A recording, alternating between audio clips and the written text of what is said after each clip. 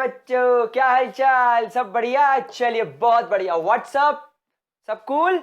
चलिए क्या मैं मेरे प्याले प्याले बच्चों के छात्र डी ब्लॉक एलिमेंट पढ़ जाता क्या? जनरल कैरेक्टरिस्टिक्स देख रहे थे हम लोग। एग्जैक्टली। गाइस, पिछले वीडियो में हम लोगों ने जनरल कैरेक्टरिस्टिक्स पढ़ना स्टार्ट कर दिया था और आज के वीडियो में मैं आपके साथ में डी ब्लॉक एलिमेंट के दो ऐसे पॉइंट्स डिस्कस करने वाला हूं जिस पर मेजॉरिटी ऑफ द क्वेश्चंस आते हैं। जी हाँ भाई और बहनों, मेजॉरिटी ऑफ द क्वेश्चंस। तो गाइस, सबसे पहला पॉइंट जो जनरल कैरेक्टरिस्टिक्स का हम लोग डिस्कस करेंगे, that is melting and boiling point. Melting and boiling point of transitional element. Melting and boiling point of transitional element. ठीक है, चलिए तो कॉपी पेन निकाल लो, नोट्स बनाना शुरू कर दो। Melting and boiling point of transitional elements. मेरे को एक बात बताओ, वी ऑल नो कि हमारे जो ट्रांजिशनल एलिमेंट्स होते हैं दे आर वेरी हार्ड। ये बहुत ज्यादा हार्ड होते हैं। Why they are very hard? They are very hard because of very strong metallic bonding. ये लोग हार्ड क्यों होते हैं? क्योंकि इनके अंदर बहुत ज्यादा स्ट्रॉन्ग मेटेलिक बॉन्डिंग होती है। सर मेटेलिक बॉन्डिंग कैसे हुई थी, एक बार बता दोगे क्या छल प्लीज? ठीक है, मैं आपको एक बार बता देता हूं। Let's imagine a case of chromium. Chromium with atomic number 24। Chromium का जब आप इलेक्ट्रॉनिक कॉन्फ़िगरेशन बनाओगे तो आपको इसके 4s के अंदर एक इलेक्ट्रॉन दिखेगा और 1 2 3 4 इसके 3d के अंदर आपको 1 2 3 4 और 5 इलेक्ट्रॉन मिलेंगे। जैसा कि हम लोग सब जानते हैं कि 4s ऑर्बिटल और 3d ऑर्बिटल, यानी नॉट 4s 3d, ns, यानी आप इसको जनरलाइज्ड फॉर्म में ऐसा मान सकते हो कि ns ऑर्बिटल और n-1 d orbital are in very close proximity. They are very close to each other. ये दोनों एक दूसरे के बहुत ज्यादा क्लोज होते हैं। इसलिए जब आप क्रोमियम का कर्नल बनाओगे, कर्नल का मतलब तो हम लोग जानते हैं inner shell electrons plus nucleus. इस कर्नल के आसपास 1 2 3 4 5 6 अनपेयर्ड इलेक्ट्रॉन्स दिखेंगे। मतलब मेटेलिक बॉन्डिंग के अंदर ns के अलावा यानी 4s के अलावा 3d यानी n-1d भी पार्टिसिपेट करेगा। तो अब यहां पर आप जितने क्रोमियम के कर्नल बनाओगे, क्योंकि हम लोग सब जानते हैं कि अगर आपके पास में क्रोमियम नाम का मेटल है तो भैया क्रोमियम नाम के मेटल में कोई एक एटम तो होगा नहीं, ऐसे मिलियंस ट्रिलियंस करोड़ों अरबों एटम्स होंगे। तो हम तो फिर भी एग्जाम्पल के तौर पर ले रहे हैं। तो 6 इलेक्ट्रॉन इसके बनाओ, 3 4 5 6 इसके बनाओ, 1 2 3 4 5 6 इसके बनाओ, 1 2 3 4 5 6 इसके बनाओ, 1 2 3 4 5 6 इसके बनाओ, 1 2 3 4 5 6 इसके बनाओ, 1 2 3 4 5 और 6 इसके बनाओ। अब आप यहां पर देख रहे हो कि कर्नल के आसपास इलेक्ट्रॉन ही इलेक्ट्रॉन भर चुके हैं। मतलब आपको ऐसा दिख रहा है that there is a sea of electron. यहां पर इलेक्ट्रॉन का एक समुद्र हो गया है और अंदर आपके कर्नल्स हैं। अब मैं आपको पहले बता चुका हूं that kernels are always positively charge.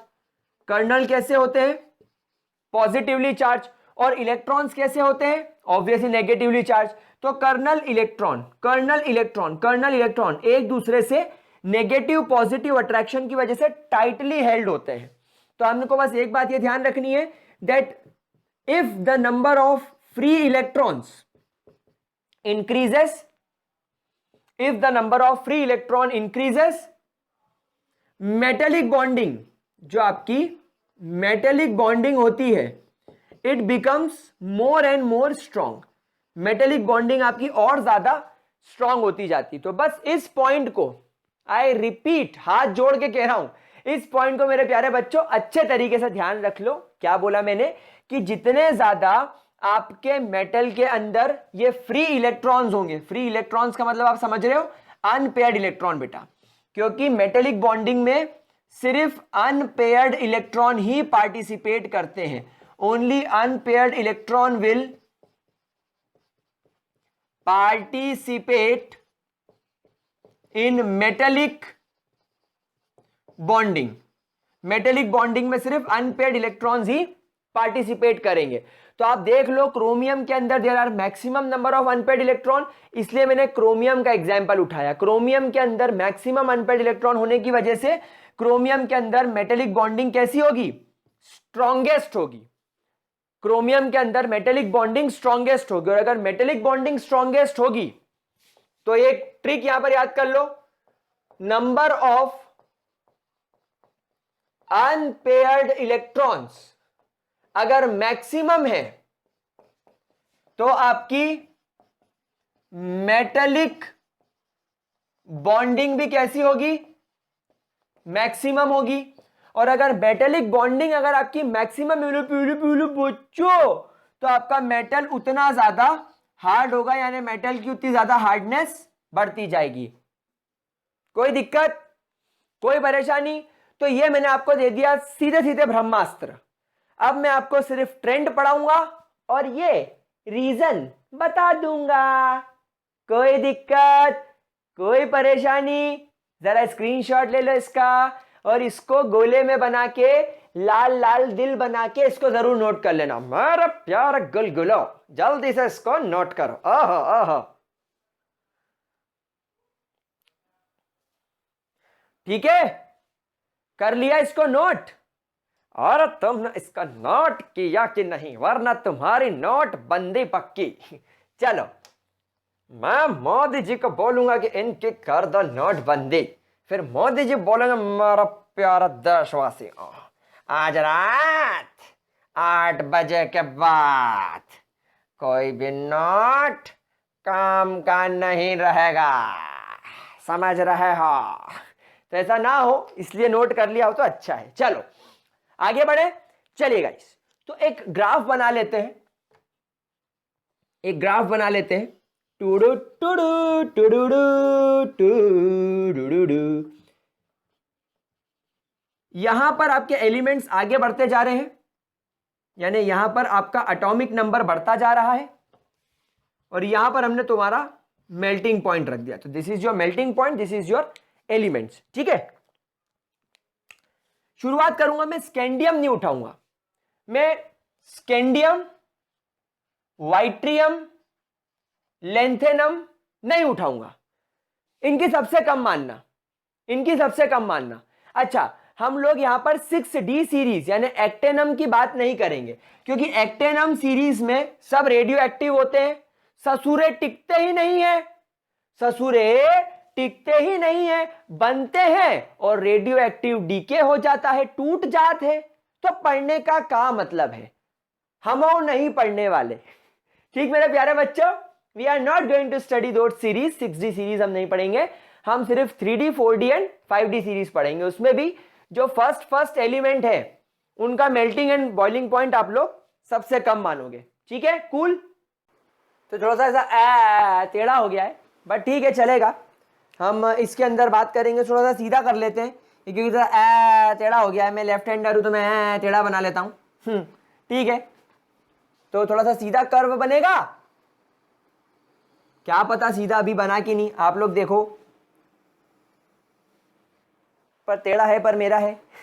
चलो सो गाइस, हम लोग अब मेल्टिंग एंड बॉइलिंग पॉइंट की बात करते हैं। एक बार वापस से फटाफट से क्विक रिवाइज कर लेते हैं कि लेंथेनाइड सीरीज जो आपकी है, या आपके ट्रांजिशनल एलिमेंट से लेंथेनाइड तो आपका सिर्फ लेंथेनियम वाली होती है।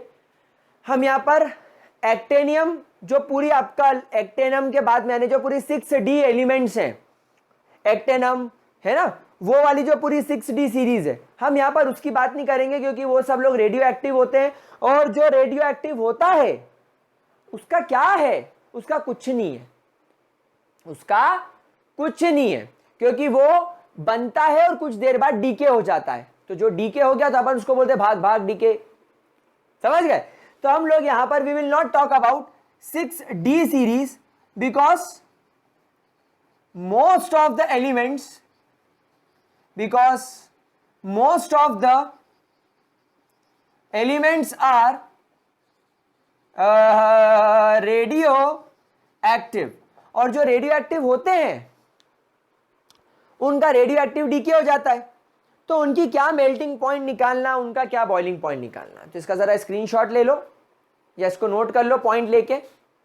चलो, तो अब हम लोग यहां पर 3D 4D और 5D यानी कि स्कैंडियम वाली पूरी सीरीज, स्कैंडियम से जिंक, वाइट्रियम से कैडमियम और लेंथेनम से मरकरी की बात करेंगे। तो देखो गाइस, मैं यहां पर शुरू कर रहा हूं टाइटेनियम से। मतलब आप ये समझ लो कि इसके पहले जो स्कैंडियम है उसकी तो हालत ही बुरी है। सर आपने स्कैंडियम को क्यों नहीं लिया? क्योंकि यार स्कैंडियम के अंदर 4s तो पूरी तरीके से भरा हुआ होता है, लेकिन उसके 3D के अंदर तो हालत खराब होती है, एक ही इलेक्ट्रॉन होता है। तो एक इलेक्ट्रॉन होने की वजह से इसका least melting point and boiling point होगा, बहुत कम होगा, लगभग ग्रुप 1 और ग्रुप 2 के एलिमेंट के आसपास होता है, उनसे डेफिनेटली थोड़ा ज्यादा होगा, पर यहां पर कम होगा क्योंकि यहां पर इसके पास में एक ही अनपेड इलेक्ट्रॉन है। तो हम लोगों को लेंथेनियम, वाइट्रियम और स्कैंडियम यानी 3D सीरीज, 4D सीरीज और 5D सीरीज के फर्स्ट एलिमेंट को इंक्लूड ही नहीं करना है। सो टाइटेनियम, टाइटेनियम के बाद थोड़ा सा ज्यादा हो जाएगा वेनेडियम का, फिर सबसे हाई हो जाएगा क्रोमियम का, एंड अचानक से आप देखोगे कि मैग्नीज का कम हो गया, मैग्नीज का कम हो गया। देन थोड़ा सा आगे चलेंगे तो आपको दिखेगा आयरन का थोड़ा सा ज्यादा, फिर कोबाल्ट, फिर निकेल, कुछ इस तरीके से, ठीक है। देन कॉपर का और कम हो जाएगा और जिंक का इस तरीके से आपको और कम दिखेगा। तो ये कुछ आपका जनरल पैटर्न है, तो घबराने की कोई बात नहीं है, मैं आपको इस पैटर्न को समझा दूंगा, आपको एज सच रटने की जरूरत नहीं है, आपको जो की पॉइंट्स हैं वो मैं लिखवा दूंगा, लेकिन आप पहले समझ लो। उसके बाद अगर हम लोग बात करें हमारे वाइट्रियम सीरीज की यानी 4D सीरीज की, तो वाइट्रियम के बाद आता है जिरकोनियम यानी यारी, जरा, निभाना, मौत तक, फिर रूठी रहेगी, परी डार्लिंग, एक बार कैडबरी तो खिलाना। तो ये कुछ पैटर्न आपको दिखेगा किसका, आपके 4D सीरीज का। और अगर हम लोग बात करें हमारे 5D सीरीज का लेंथेनम के बाद, तो लेंथेनम के क्या बात है, ला हफ्ता यानी हैफनियम, ला हफ्ता, ला हफ्ता 1 2 3, वरना यानी टंगस्टन, वरना रेणु और इंदु या इंदिरा, रेणु और इंदिरा पीटेगी, और वैसे और का और नीचे आना चाहिए, और इस तरीके से। तो यह कुछ एक रफ पैटर्न होता है। तो अब यहां पर आपने एक बात इस ग्राफ को देखकर क्या नोटिस में आई, इस ग्राफ को देखकर आपके क्या बात नोटिस में आई, तो यहां पर मैं आपके कुछ नोटिसेबल पॉइंट्स 1 बाय 1 करके लिखना स्टार्ट करता हूं। स्कैंडियम से टाइटेनियम, टाइटेनियम से वेनेडियम और वेनेडियम से क्रोमियम। सिमिलरली वाइट्रियम से जिरकोनियम, देन आपका निम्बोनियम, देन आपका मॉलिब्डेनम, देन आपका लेंथेनम, उसके बाद आपका HF यानी कि हैफनियम, देन आपका TA टेनेसेन, नहीं टेनेसिन नहीं, इसको क्या बोलते हैं, टेलुरियम, ऐसा कुछ नहीं, टेलुरियम भी नहीं बोलते, ठीक है, देखेंगे। And W is your tungsten. यहां तक जब आप देखोगे यानी जब आप moving towards on moving towards the middle, कहां की तरफ बढ़ रहे हो, बीचों बीच, आप मिडिल की तरफ बढ़ रहे हो। So on moving towards the middle of the series, कोई सी सीरीज भी हो, 3D सीरीज हो, 4D सीरीज हो या 5D सीरीज हो, नंबर ऑफ अनपेयर्ड इलेक्ट्रॉन्स क्या हो रहा है, अनपेयर्ड इलेक्ट्रॉन्स का नंबर बढ़ रहा है, so number of unpaired electrons increases and hence जितने ज्यादा अनपेयर्ड इलेक्ट्रॉन बढ़ेंगे उतनी ज्यादा strong, hence stronger will be the metallic bonding. हम लोग अभी कुछ देर पहले सीखे हैं, हमने अभी कुछ देर पहले ही देखा है कि जितने ज्यादा अनपेयर्ड इलेक्ट्रॉन होंगे उतनी ज्यादा स्ट्रॉन्ग मेटेलिक बॉन्डिंग होगी। हम लोग सब जानते हैं कि हमारा क्रोमियम हम सब ने अभी थोड़ी देर पहले देखा है, इसके अंदर 6 अनपेयर्ड इलेक्ट्रॉन होते हैं और highest number of unpaired electron chromium के अंदर ही देखे जाते हैं। सो अनपेयर्ड इलेक्ट्रॉन का नंबर इंक्रीज होगा and hence stronger will be the metallic bonding and hence and therefore higher will be the melting point and boiling point। इसीलिए इनका melting and boiling point आपको बढ़ता हुआ दिखाई देगा। एक बार अच्छे तरीके से ऑब्जर्व कर लो, आप चाहो तो एक बार इनके इलेक्ट्रॉनिक कॉन्फ़िगरेशंस पिछले वीडियो में जाकर चेक भी कर सकते हो। क्रोमियम, मॉलिब्डेनम और टंगस्टन तक जब आप बढ़ते हो तो नंबर ऑफ अनपेयर्ड इलेक्ट्रॉन्स बढ़ते जाते हैं। अनपेयर्ड इलेक्ट्रॉन के बढ़ने से मेटेलिक बॉन्डिंग स्ट्रांग होती जाती है एंड अल्टीमेटली आपका मेल्टिंग एंड बॉइलिंग पॉइंट बढ़ जाता है। लेकिन जब आप मैग्नीज को देख रहे हो, जब आप टीसी यानी टेक्नीशियम को देख रहे हो या आप आरई को देख रहे हो, एक अचानक से हाइट पर पहुंचने के बाद आप देखो आरई के पहले डब्ल्यू, टीसी के पहले मॉलिब्डेनम एंड मैग्नीज के पहले क्रोमियम का मेल्टिंग पॉइंट एकदम ज्यादा था और अचानक से इनकी तरफ कम हो गया, जबकि मैग्नीज, टेक्नीशियम और आरई ये तीनों एलिमेंट्स पीरियोडिक टेबल में या अपनी 3D, 4D और 5D सीरीज में बिल्कुल बीचों बीच वाले होते हैं। ये बिल्कुल बीचों बीच वाले यानी 5th नंबर वाले होते हैं। तो सेकेंड पॉइंट हम लोग यहां पर इंपॉर्टेंट पॉइंट जो हम लोगों के लिए नोट करेंगे वो ये है दैट मैग्नीज, टीसी एंड आरई ये 3 नाम आप लोगों को याद रखना है, ये ट्रेंड आपको याद रखना है। shows a sudden dip मतलब एकदम से गोता खा जाना, ऊपर पहुंच के एकदम से नीचे आ जाना। तो shows a sudden dip in the melting point as compared to the element present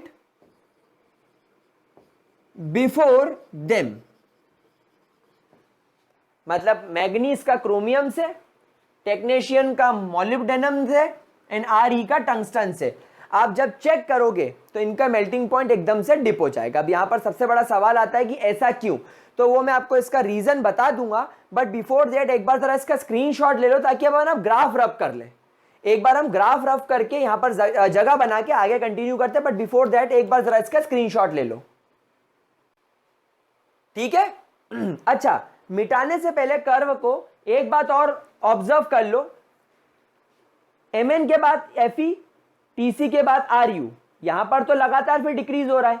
मतलब 5D सीरीज में क्या होगा, मिडिल ऑफ द सीरीज तक बढ़ेगा और बाद में फिर कम होता जाएगा।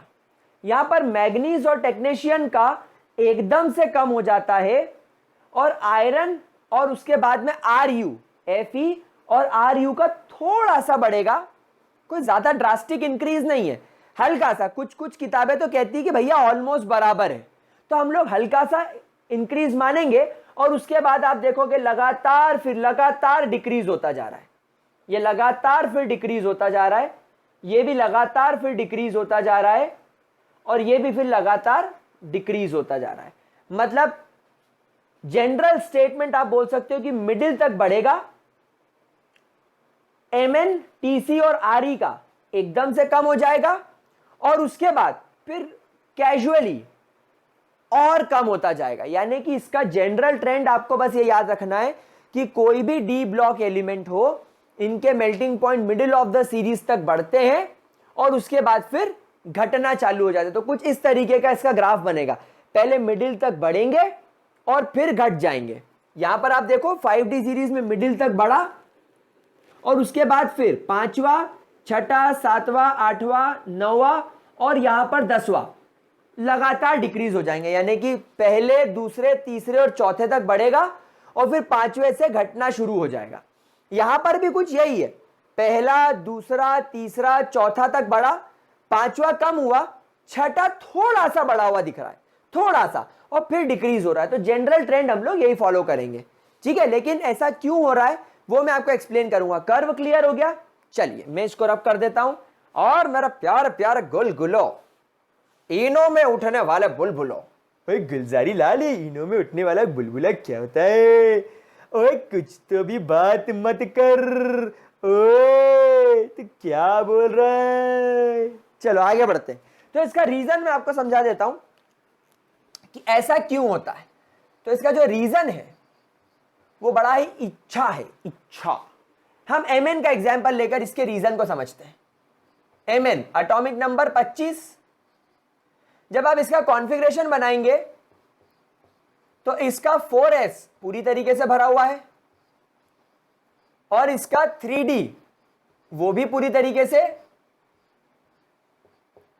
एक एक इलेक्ट्रॉन लगकर हाफ फिल्ड है।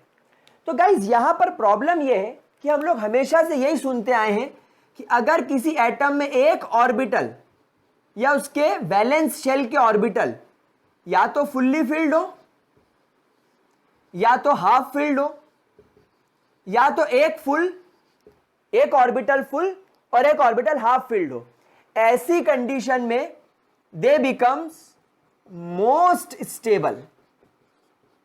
ऐसी कंडीशन में ये क्या हो जाते हैं? They become very very stable. सारे स्कैंडियम, टाइटेनियम, वेनेडियम, क्रोमियम में मैग्नीज मोस्ट स्टेबल है।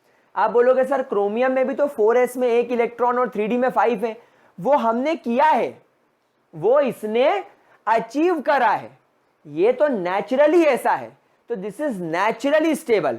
और एक बात बता दूं, क्रोमियम में सारे हाफ फिल्ड है, लेकिन हाफ फिल्ड के साथ साथ अगर 4s फुल्ली फिल्ड होता है तो इट इज मोर स्टेबल, इसकी स्टेबिलिटी ज्यादा मानी जाएगी। ये सबसे ज्यादा स्टेबल कंडीशन है। सबसे ज्यादा स्टेबल कौन सी? सब पूरी तरीके से भरे हुए, fully filled. Second most stable condition एक हाफ एक फुल, और तीसरी कौन सी? सारे हाफ। तो यहां पर क्या ये फुल्ली फिल्ड है, तो एक फुल्ली फिल्ड है और एक ऑर्बिटल हाफ फिल्ड है, तो ये मोस्ट स्टेबल हो गया। प्यारे बच्चों, जब कभी भी कोई चीज मोस्ट स्टेबल होती है, जब कभी भी कोई एलिमेंट बहुत ज्यादा स्टेबल इलेक्ट्रॉनिक कॉन्फ़िगरेशन रखता है, उस समय यह देखा जाता है कि उसका जो न्यूक्लियर चार्ज है वो बहुत ज्यादा स्ट्रांग होता है and it holds its valence electron very tightly, यानी जब कभी भी TIGHTLY, वरना बोलेंगे सर स्पेलिंग गलत लिखी है। हाँ, तो जब कभी भी एटम बहुत स्टेबल होता है उसका न्यूक्लियस पावरफुल रहता है, ठीक है। और वो क्या बोलता है कि भाई मैं स्टेबल हूं, मेरे को किसी से कोई लेना देना नहीं है, मैं भला मेरे इलेक्ट्रॉन भले।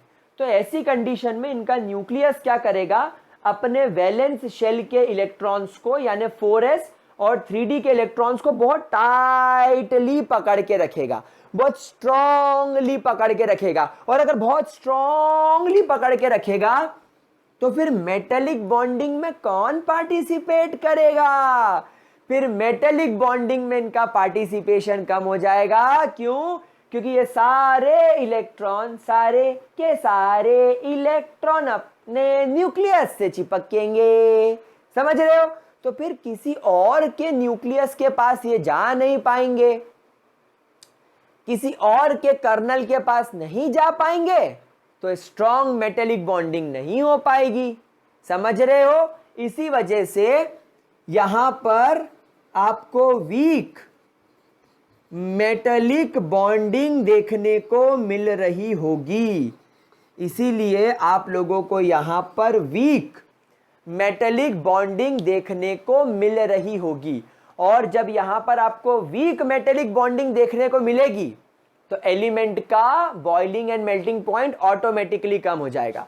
तो जो बिल्कुल 5वें नंबर वाला, जो 5th नंबर वाला एलिमेंट होगा 3D सीरीज का, 4D सीरीज का और 5D सीरीज का, वो अपने इलेक्ट्रॉनिक कॉन्फ़िगरेशन की वजह से हाईली स्टेबिलिटी ऑक्यूपाई कर लेता है, जिसकी वजह से उसके न्यूक्लियस अपने इलेक्ट्रॉन के ज्यादा करीब पहुंच जाते हैं, जिस वजह से उसकी मेटेलिक बॉन्डिंग वीक हो जाती है और उसका मेल्टिंग एंड बॉइलिंग पॉइंट गिर जाता है। कोई दिक्कत?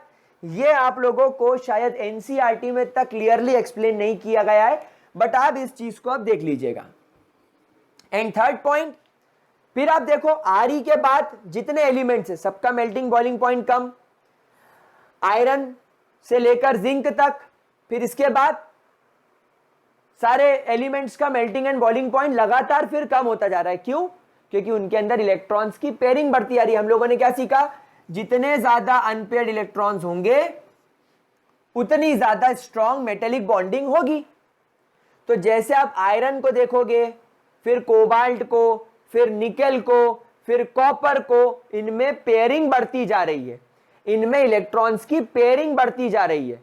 तो पेयरिंग बढ़ेगी तो अनपेयर्ड इलेक्ट्रॉन यानी फ्री इलेक्ट्रॉन कम होते जाएंगे, तो मेटेलिक बॉन्डिंग भी कम होती जाएगी, तो मेल्टिंग एंड बॉइलिंग पॉइंट भी कम हो जाएगा। क्योंकि जितना स्ट्रॉन्ग मेटेलिक बॉन्डिंग होगी उतना हार्ड, उतना स्ट्रॉन्ग आपका एलिमेंट होगा, आपका मेटल होगा। तो यहां पर हम लिखेंगे after the middle of the series, after the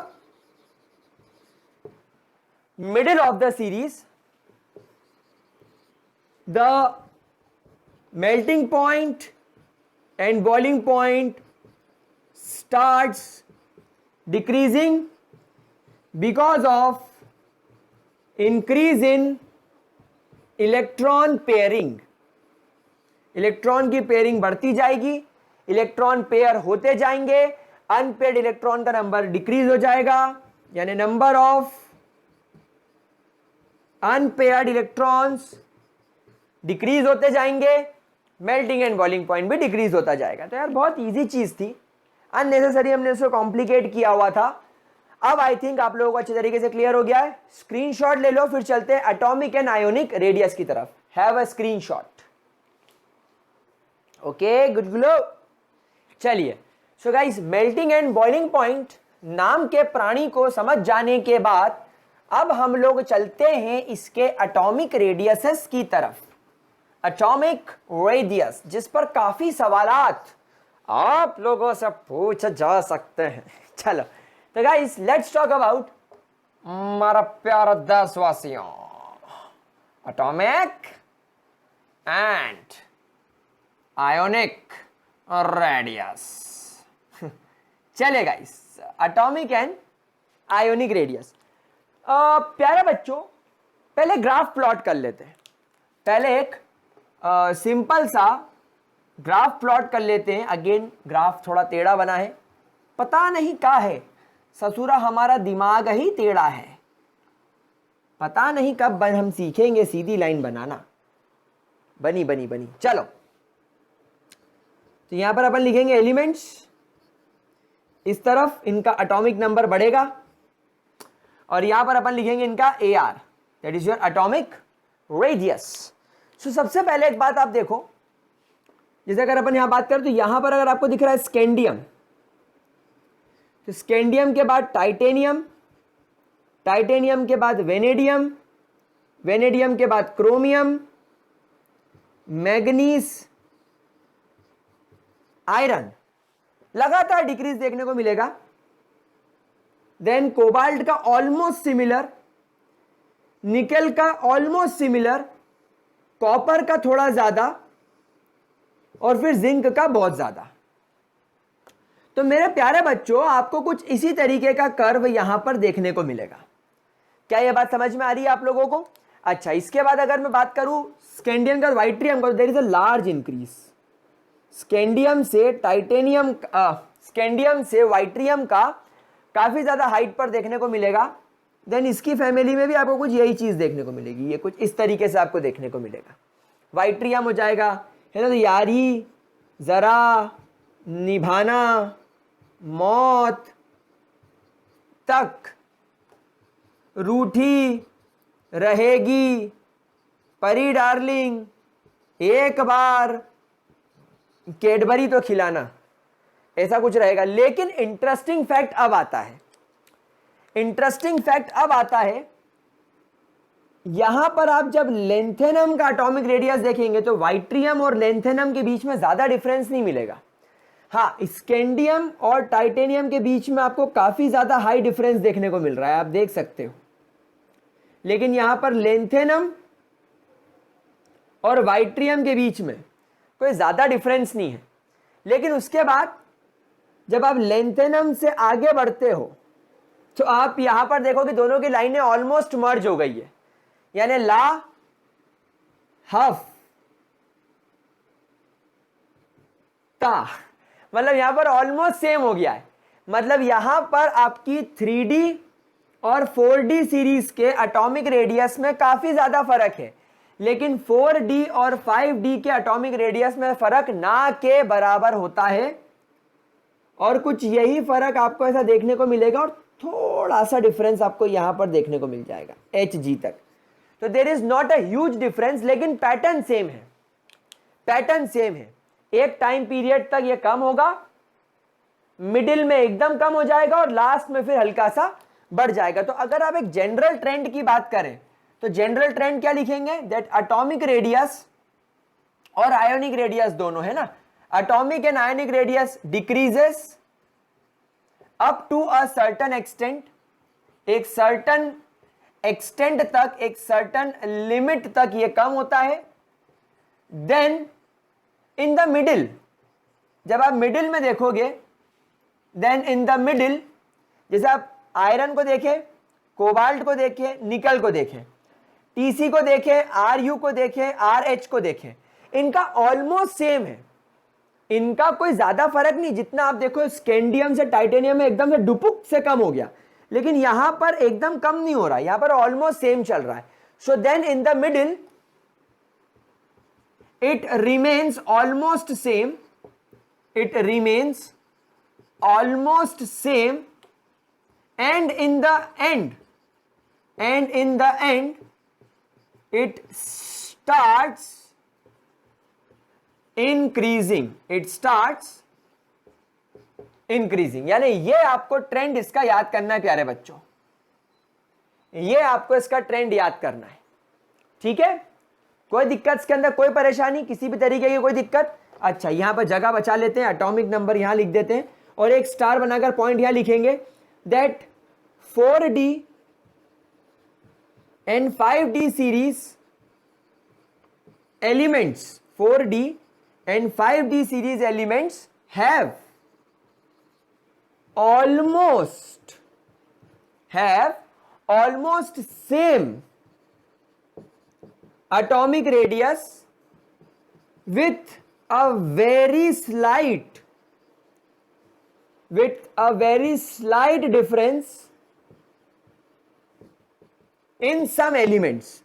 कुछ एलिमेंट्स में हल्का सा डिफरेंस दिखेगा, लेकिन ज्यादा डिफरेंस आपको यहां देखने को नहीं मिलेगा। एक स्टार बनाकर और पॉइंट लिखेंगे that from scandium to yttrium a large difference in atomic radius is observed, but from yttrium to lanthanum, a very small difference is there, yeah, very small difference is present। अब इन सब के पास reason ही बचे हैं, तो पहले आप statements note कर लो, पहले जो आपके काम के स्टेटमेंट्स है पहले वो नोट कर लो, फिर इसका रीजन तो समझना ही है हमको भैया। तो क्या बोला मैंने, स्टार्टिंग से लेकर मिडिल तक ये कम होता है, फिर मिडिल में ऑलमोस्ट कुछ एलिमेंट्स में सेम हो जाता है, ऑलमोस्ट कुछ एलिमेंट्स में सेम हो जाता है, और उसके बाद towards the end of the series, towards the end of the series ये वापस से बढ़ना शुरू हो जाता है। क्या ये बात समझ में आ रही है? तो ये आपका एटॉमिक रेडियस का पैटर्न हो गया। उसके बाद 4D और 5D सीरीज के एलिमेंट्स का एटॉमिक रेडियस आपको ऑलमोस्ट सिमिलर दिखाई पड़ रहा है। There is not a huge difference, यहां पर कोई ज्यादा डिफरेंस बिल्कुल भी नहीं है। इसका रीजन भी समझेंगे क्यों। और लास्ट में अगर हम फर्स्ट एलिमेंट को कंपेयर करें तो स्कैंडियम से वाइट्रियम ज्यादा डिफरेंस है, लेकिन वाइट्रियम से लेंथेनम में कम डिफरेंस है। तो पहले जरा ये सारे पॉइंट्स एक बार फटाफट से नोट कर लो अपनी अपनी काफी। हमारे यहाँ कुछ बच्चे कॉफी को काफी बोलते, सर हमारी काफी भर गई काफी, तुम्हें बताया काफी पिंग पांग चलो लिख लो इसको जरा फटाफट से, फिर इसके रीजन की तरफ चलते हैं। Have a look guys, have a look गुलगुलो, समझ में आ रहा है इतना? जरा इसका नोट करेंगे फटाफट। चलो जाना ना है जहां वहीं जाता है, दिल उल्लू का पट्टा है, बुलबुले बुलबुले। आगे बढ़े, चलिए reason reason there is always a reason in organic chemistry, there is no exception. मैंने कोई एक्सेप्शन नहीं पढ़ाया। मैंने पहले भी आपको सिखाया था कि वो मैग्नीज का एकदम कम क्यों हो जाता है, हमारी एनसीईआरटी में नहीं दिया है। तो कई लोगों को मैंने उसको बोलते हुए सुना है कि इट इज एक्सेप्शन। ना ना ना ना ना, एक्सेप्शन कुछ है ही नहीं, रीजन सबके पीछे है। उसका रीजन समझाओ तो मजा आए। जैसे भी आपको समझ में आया, आपको मजा आया, अंदर से निकला नहीं, अंदर से ये नहीं निकला, अंदर से लगा अरे वाह मजा आ गया। चलो तो गाइस रीजन समझो। यहां पर सबसे पहली बात, मिडिल तक एटॉमिक रेडियस कम क्यों हो रहा है? तो इसका रीजन नंबर 1 है that as the atomic number increases, protons increases in the nucleus, hence nuclear charge increases, hence nuclear charge जिसको आप लोग इफेक्टिव न्यूक्लियर चार्ज यानी Z इफेक्टिव के नाम से भी जानते हो, effective nuclear charge increases, hence effective nuclear charge increases. Correct? मतलब जैसे जैसे आप आगे बढ़ रहे हो आपका इफेक्टिव न्यूक्लियर चार्ज बढ़ रहा है। Correct? And electrons are added, and electrons are added in n-1d orbital. कहां ऐड हो रहा है? n-1d ऑर्बिटल में। यानी आप अंदर न्यूक्लियस, फिर फर्स्ट शेल, फिर सेकेंड शेल, फिर थर्ड शेल और फिर फोर्थ शेल। आपने इलेक्ट्रॉन पहले कहां भरा? फोर्थ शेल में यानी 4s में, और उसके बाद आप 4s से उतर के वापस से अंदर आए 3d में, और 3d में इलेक्ट्रॉन भर रहे हो, एक इलेक्ट्रॉन, फिर एक से एटॉमिक नंबर बढ़ा, टाइटेनियम में 2 इलेक्ट्रॉन, फिर वेनेडियम में 3 इलेक्ट्रॉन, फिर क्रोमियम में 5 इलेक्ट्रॉन, फिर मैग्नीज में 5 इलेक्ट्रॉन, फिर आयरन में 6 इलेक्ट्रॉन। तो आप क्या कर रहे हो? आप पहले बाहर गए 4s में इलेक्ट्रॉन भरने के लिए फोर्थ शेल में, और वहां से फिर डुपुक अंदर आ गए। कहां पर? 3d में। अब ये जब आप 4s से 3d में आए, आप समझो ये न्यूक्लियस है, आप पहले गए फर्स्ट शेल, फिर सेकेंड शेल, फिर थर्ड शेल, फिर फोर्थ शेल। तो आप न्यूक्लियस से दूर हो गए थे, लेकिन आप फिर अंदर आ गए, न्यूक्लियस के करीब आ गए, यानी n-1d ऑर्बिटल न्यूक्लियस के करीब है। तो जब आप n-1d में आए तो आप न्यूक्लियस से करीब आ गए। अब जैसे जैसे एटॉमिक नंबर बढ़ रहा है वैसे वैसे न्यूक्लियस में प्रोटॉन बढ़ रहा है, और जो एक नया इलेक्ट्रॉन ऐड हो रहा है, टाइटेनियम में, वेनेडियम में, क्रोमियम में, सब में एक एक नया इलेक्ट्रॉन ऐड हो रहा है। तो वो एक नया इलेक्ट्रॉन कहां ऐड हो रहा है? n-1d ऑर्बिटल में, जो न्यूक्लियस से करीब है। And electrons are added in n-1d orbital which is closer to nucleus, which is closer to nucleus, hence nucleus इसे बहुत ताकत से अट्रैक्ट करेगा। Hence nucleus attracts these electrons. मतलब आप यहां पर यह भी बोल सकते हो कि शील्डिंग इफेक्ट कम है, शील्डिंग इफेक्ट कम हो गया क्योंकि आप तो अंदर की तरफ आ गए. मतलब आप ऐसा बोल सकते हो there is a decreased shielding effect. तो न्यूक्लियस अट्रैक्ट करेगा दीज इलेक्ट्रॉन्स को and atomic radius decreases, atomic radius decrease हो जाएगा. तो क्या पहला स्टेटमेंट क्लियर हुआ? क्या पहला स्टेटमेंट क्लियर हुआ मेरे प्यारे प्यारे बच्चों को, मेरे छोटे छोटे नन्हे मुन्ने बुलबुलों को? अरे कितना इजी है यार, कुछ भी नहीं है इसके अंदर. चलो अगला पॉइंट देखते हैं. सेकेंड रीजन, ग्रुप के मिडिल में ये ऑलमोस्ट सेम क्यों हो जाता है? ग्रुप के मिडिल में ये ऑलमोस्ट सेम क्यों हो जाता है? अब यहां पर क्या होता है, इलेक्ट्रॉन्स की पेयरिंग होना शुरू हो जाती है. आयरन से कोबाल्ट में, निकल में इलेक्ट्रॉन्स की पेयरिंग होना शुरू हो जाती है. अब एक बात समझो, अभी तक जो डब्बे खाली थे, ये तुम्हारा डी ऑर्बिटल है, मैग्नीज तक ये डब्बे खाली थे, मतलब इनमें एक डब्बे में एक ही इलेक्ट्रॉन था. तो इलेक्ट्रॉन फैल के बैठा था, हर रूम में एक इलेक्ट्रॉन. अच्छा फैल के बैठा था, लेकिन आयरन से क्या हुआ, पेयरिंग होना स्टार्ट हो गई. कोबाल्ट में क्या हुआ, पेयरिंग होना स्टार्ट हो गई. निकल में क्या हुआ, पेयरिंग होना स्टार्ट हो गई. तो अब क्या होने लगा, अब यहां पर पेयरिंग होना स्टार्ट हो गई. तो in the middle, so in the middle, due to pairing of electrons, electrons की पेयरिंग होने की वजह से इंटर इलेक्ट्रॉनिक रिपल्शन इंक्रीजेस. क्या होने लगेगा, क्योंकि अभी जगह कम पड़ने लग गई, तो इनके बीच में थोड़ा सा इंटर इलेक्ट्रॉनिक रिपल्शन बढ़ जाएगा. रिपल्शन बढ़ेगा तो एटम फैलने की कोशिश करेगा. एटम फैलने की तो कोशिश कर रहा है, लेकिन भाई साहब आपका इफेक्टिव न्यूक्लियर चार्ज भी तो बढ़ रहा है.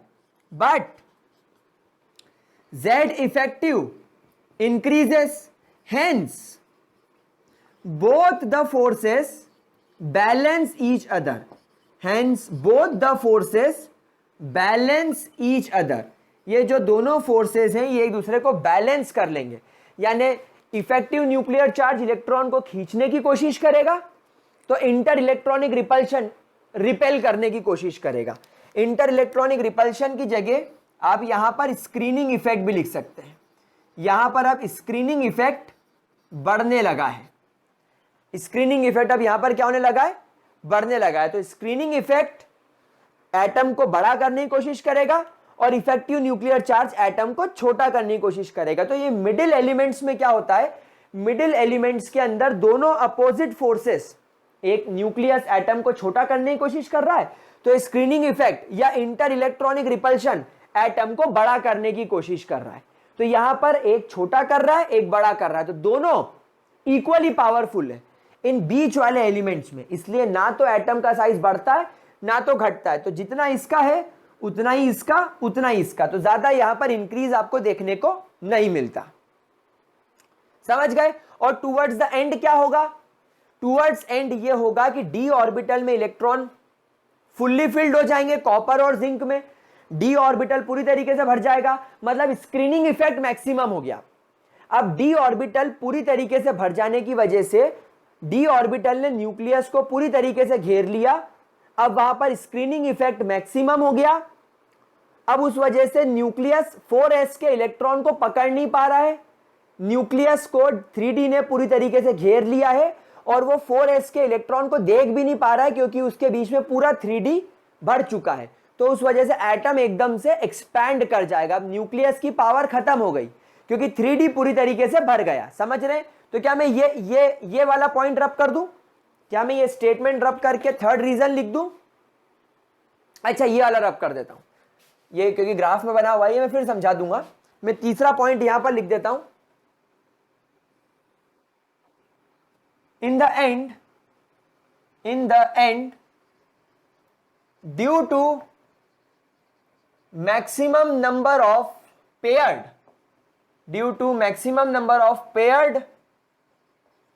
d orbital electrons, due to maximum number of paired d orbital electrons, the screening effect increases and inter-electronic repulsion increases and Z effective becomes negligible. होने के बाद भी यूजफुल नहीं रहेगा, negligible, GIBLE, it becomes negligible, hence atomic radius increases, इसीलिए आपका atomic radius बढ़ जाता है, क्योंकि न्यूक्लियस के पास अब इलेक्ट्रॉन को खींचने की शक्ति नहीं है, क्योंकि डी ऑर्बिटल ने न्यूक्लियस को पूरा ढक लिया है, उसके सारे इलेक्ट्रॉन्स ने न्यूक्लियस को कवर कर लिया है, तो वो न्यूक्लियस 4s को खींच ही नहीं पा रहा है, उसको देख ही नहीं पा रहा है, तो 4s को नहीं देख पाएगा तो बढ़ जाएगा, वो दूर चला जाएगा। तो जितने डी ऑर्बिटल में इलेक्ट्रॉन बढ़ेंगे उतना वो न्यूक्लियस को घेरेगा और उतना 4s दूर जाता जाएगा। सेम इशू यहां पर भी होगा और सेम इशू यहां पर भी होगा। समझ में आ रही बात? चलिए इसको जरा नोट कर लीजिए। तो ये तुम्हारे पहले स्टेटमेंट का आंसर हो गया। अब हमें बस ये आंसर ढूंढना है कि 4d और 5d में ये एलिमेंट्स के एटॉमिक रेडियस ऑलमोस्ट बराबर क्यों है। अब हम उसका रीजन ढूंढेंगे, बट पहले इसका रीजन नोट कर लो, ठीक है? समझ में आ रहा है? क्लियर? कोई परेशानी तो नहीं इसके अंदर प्यारे बच्चों? क्या हम आगे बढ़े? चलिए, सुपर। मजनू, भगवान का दिया सब कुछ है, दौलत है, शोहरत है, इज्जत है, कहां बैठा हूं, किससे बात कर रहा हूं, कंट्रोल कंट्रोल उदय। चलो चलो आगे बढ़े। ओके ओके ओके, चलिए अब वापस से रीजन लिख देता हूं यहां पर, रीजन, जन जना जन रीजन। चलो अब यहां पर सवाल ये है कि इन दोनों के एटॉमिक रेडियस ऑलमोस्ट इक्वल क्यों हो गए। प्यारे बच्चों, एक टर्म सीखो जिसको बोलते हैं लेंथेनॉइड कॉन्ट्रैक्शन। क्या बोलते हैं इसको? Lanthanoid contraction. बेटा ये जो लेंथेनियम सीरीज है ना, यानी लेंथेनियम के बाद में आपको जितने एलिमेंट्स दिख रहे हैं इनके एटॉमिक रेडियस कम हो गए, और इतने कम हो गए कि वो 4d सीरीज के एलिमेंट्स के बराबर हो गए। मतलब लेंथेनियम के बाद हैफनियम आया, लेकिन उसका एटॉमिक रेडियस इतना कम हो गया कि वो नीचे वाली जो 4d सीरीज है उसके जिरकोनियम के बराबर दिख रहा है। यहां पर Ta का Nb के बराबर, और यहां पर टंगस्टन का मॉलिब्डेनम के बराबर। मतलब यहां पर मैं लिखूंगा, अभी आपको मैं चीज लिखवा दूंगा, दैट हैफनियम एंड जिरकोनियम, उसके बाद तुम्हारा Ta एंड Mb, और उसके बाद तुम्हारा W एंड मॉलिब्डेनम, इन सब का have almost same atomic radius, जबकि बढ़ना था। क्यों? क्योंकि भैया इनके एटॉमिक नंबर में जमीन आसमान का फर्क है। मैं आपको एक एटॉमिक नंबर इनका देख के बताता हूं। अरे कहां गया रे एटॉमिक नंबर मॉलिब्डेनम का? 89, 57 से 74 और 42। इसका 42 है और इसका 74 है। आप डिफरेंस समझ रहे हो? इसका 42 है, नहीं इसका 74 है और इसका 42 है। तो आप समझ रहे हो एटॉमिक नंबर में कितना ज्यादा फर्क है। इतना ज्यादा फर्क होने के बावजूद, यानी इसमें शेल्स ज्यादा होंगे, इसमें शेल कम होंगे, तो इसका साइज छोटा होना चाहिए था, इसका बड़ा होना चाहिए था। मतलब ये जो W है, इस W का साइज MO से बड़ा होना चाहिए था, लेकिन यहां तो ऑलमोस्ट बराबर हो गया। ऐसा काहे? तो यहां पर जवाब क्या है? Lanthanoid contraction. लेंथेनॉइड कॉन्ट्रैक्शन का मतलब क्या होता है? With in lanthanum series, with in lanthanum series. आपने क्या देखा? आपने चैप्टर की शुरुआत में पढ़ा कि लेंथेनम के अंदर आप 5d के अंदर एक इलेक्ट्रॉन भरते हो 6s के बाद, लेकिन इसके बाद इसके बाद आप देखते हो कि 4f ऑर्बिटल में इलेक्ट्रॉन भरना पड़ता है 1 से 14 तक, और हम लोगों ने इनके लिए एक पीरियोडिक टेबल के नीचे सेपरेट जगह बनाई थी जिसको आप f ब्लॉक एलिमेंट्स बोलते हो।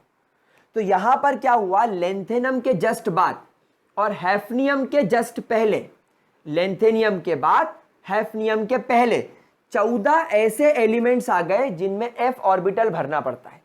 तो लेंथेनियम के अंदर 4f के अंदर कोई इलेक्ट्रॉन नहीं होता, लेकिन हैफनियम का जब आप इलेक्ट्रॉनिक कॉन्फ़िगरेशन बनाएंगे तो वहां पर पहले आपको 4f14 भरा हुआ दिखेगा, देन शायद 5d में 1 या 2 इलेक्ट्रॉन होते हैं, दैट आई डोंट नो, वो अपन चेक कर लेंगे, लेकिन फिर ऐसा होता है। तो यहां पर 4f इज फुल्ली फिल्ड और इसके अंदर 4f होता ही नहीं है, समझ रहे हो। अच्छा, 4f की पोजीशन कहां है, जैसे तुम्हारा न्यूक्लियस, ये तुम्हारा 6th शेल, तो पहले तुम न्यूक्लियस से दूर चले गए, फिर तुम अंदर आकर 5d में इलेक्ट्रॉन भर रहे हो, और लेंथेनियम के अंदर 4f तो खाली है, लेकिन हैफनियम के अंदर और अंदर आकर, यानी एक स्टेप और अंदर उतर के आपने 14 इलेक्ट्रॉन 1 2 3 4 5 6 7 इलेक्ट्रॉन आपने न्यूक्लियस से करीब भर लिए। तो भैया न्यूक्लियस तो इन 14 इलेक्ट्रॉन को पूरी जान लगा के अपनी ओर खींच लेगा ना, क्योंकि 4f ऑर्बिटल न्यूक्लियस के क्लोज है। तो लेंथेनियम के अंदर तो इसके आते पते नहीं थे, तो ये पूरा खाली था, तो न्यूक्लियस और 6s ऑर्बिटल के बीच में सिर्फ 5d था, तो इतना ज्यादा अट्रैक्शन नहीं था। लेकिन अब आपने क्या करा, न्यूक्लियस के करीब आकर और 14 इलेक्ट्रॉन भर लिए, तो न्यूक्लियस तो इनको पूरी ताकत से खींचेगा। तो लेंथेनियम के बाद हैफनियम का एटॉमिक साइज एकदम से कम हो जाता है, क्यों, because of intervening 4f orbital, because of presence of 4f orbital. और ये 4f ऑर्बिटल की वजह से लेंथेनियम के बाद के एलिमेंट्स का साइज डिक्रीज हो जाता है, and that sudden decrease in the atomic radius, एकदम से डिक्रीज हो जाना एटॉमिक रेडियस का, is called as lanthanoid contraction. और यही की यही टर्म आपको एक्टेनॉइड कॉन्ट्रैक्शन के नाम से मिलेगी, जिसमें एक्टेनम के बाद जो नेक्स्ट एलिमेंट आता है ना, एक्टेनम के बाद जो नेक्स्ट एलिमेंट आता है RF, उन दोनों के बीच में 5f ऑर्बिटल भर जाता है। जैसे यहां पर लेंथेनियम और हैफनियम के बीच में 4f भरा, वैसे एक्टेनम और RF के बीच में 5f भर जाएगा, तो उसका भी साइज एकदम से डिक्रीज हो जाएगा। तो that is called as lanthanoid contraction, और उसमें बोलेंगे एक्टेनियम के बाद में बोलेंगे एक्टेनॉइड कॉन्ट्रैक्शन। क्या ये बात समझ में आ गई?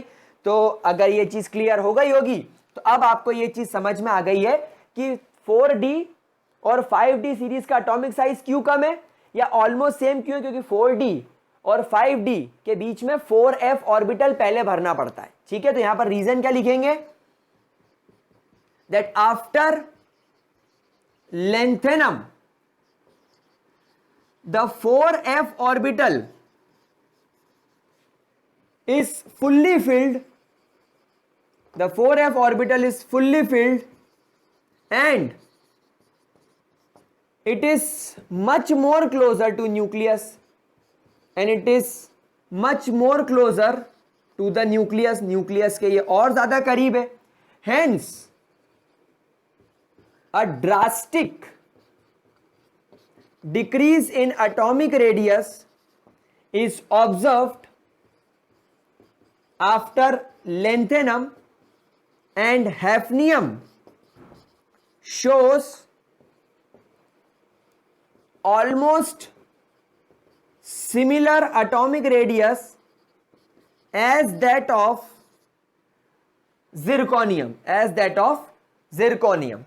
ठीक है, कोई दिक्कत? तो आपका जवाब क्या है, 4f ऑर्बिटल का आ जाना। तो आप रीजन क्या लिखेंगे, आप एक लाइन में भी लिख सकते हैं, बिकॉज ऑफ प्रेजेंस ऑफ इंटरवाइनिंग